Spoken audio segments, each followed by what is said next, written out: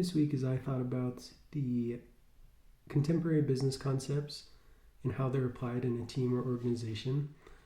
The first thing that came to my mind was some sort of factory-like setting, except this is trying to kind of be symbolic of an engineering company, right? So on the right-hand side, we have the workflows, which could be anything from software development to building a hardware product, right? Anything that involves building the product that's going to be sent out is kind of represented there. And like in a factory, right, that anything that is produced needs to be created. And so, right, the guy with the yellow hat, each person in this kind of represents a different team. So in the yellow hat, this is going to represent primarily engineers, anyone that is hands-on in creating the product, right? And after something is created, it's going to come over to this yellow conveyor belt, and right, that this will be any type of QA team, and this is where the feedback loops would be happening, right? After we're building things, we're going to be inspecting them, making sure they meet our criteria, and then in any factory, right, as we produce things and we double check them to make sure they're created correctly, there's going to be some sort of metrics with this. And so that's what this orange desk represents, is that there's going to be some sort of computer analysis to say we produced this many units and how is it going? Are we doing well? Just like in any software project or any hardware project, as we're creating things, we need to be measuring how it's done, right? And then these two down here, they don't, the delivery and the implementation, I think that, right, the argument could be made that these kind of belong with the workflows in terms of Agile and Six Sigma, which I'll be speaking about next. But we'll go ahead and look at these. And so I'm going to break down each one of these components and how they relate to Agile, specifically the Scrum methodology, and Six Sigma.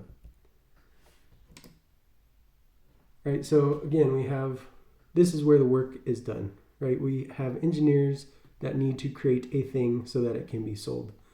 And so in Scrum, this is mostly going to be, right, any of the sprint work or in any meeting involving that, right? So the daily Scrum is the primary one that's going to be related here, because as engineers work, they need to review their process on a daily basis, make sure that they're going to have something to deliver at the end of the sprint. And then with Six Sigma, right, we have this define, measure, I can't remember what the A and I are off the top of my head, and then improve, control.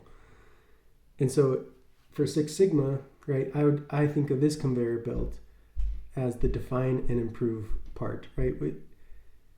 We already have a thing that is being created in Six Sigma, but at this point when we're building it, we need to make sure that we have it defined and are trying to improve it. And I think that is what will be being done by the engineers.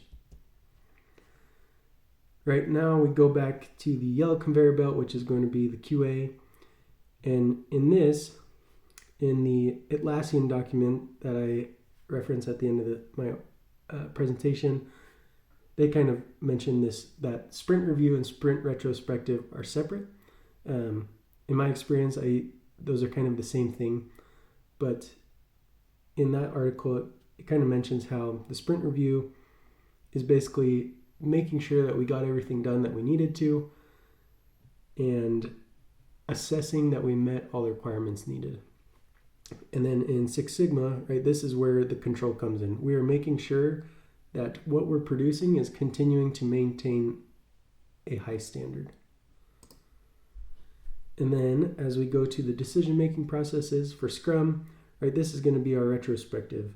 This is where we're going to say what worked, what didn't work, what do we need to change, how can we make a decision that is going to improve our process. And then for Six Sigma, right, this is kind of a combination of things.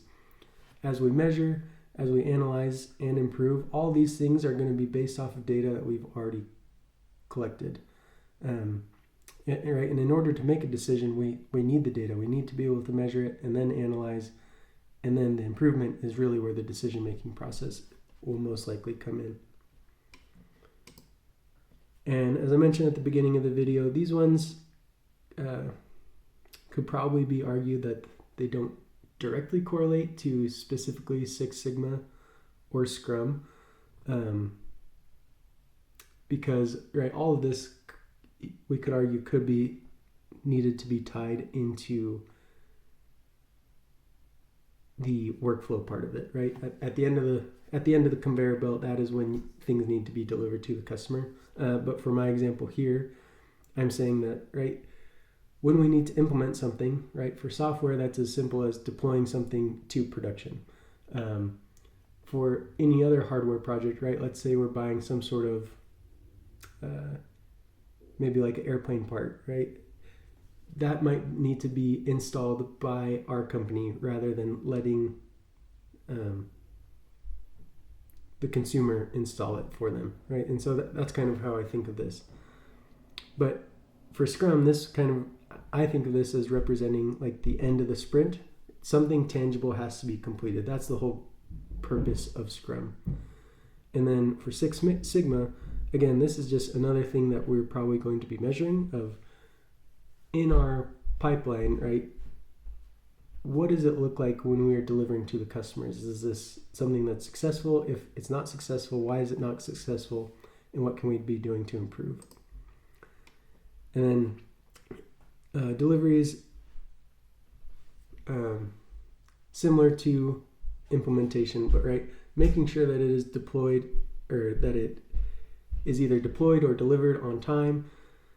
And what does that look like? As well as, right, if we're thinking about this as a business, right, this is also would be I would think that this part would represent marketing as well.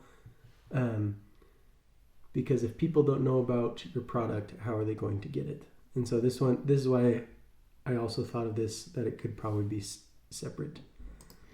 And so again, that's how I was thinking about the contemporary business processes and how it we could take maybe a factory setting and relate it to engineering and software type companies.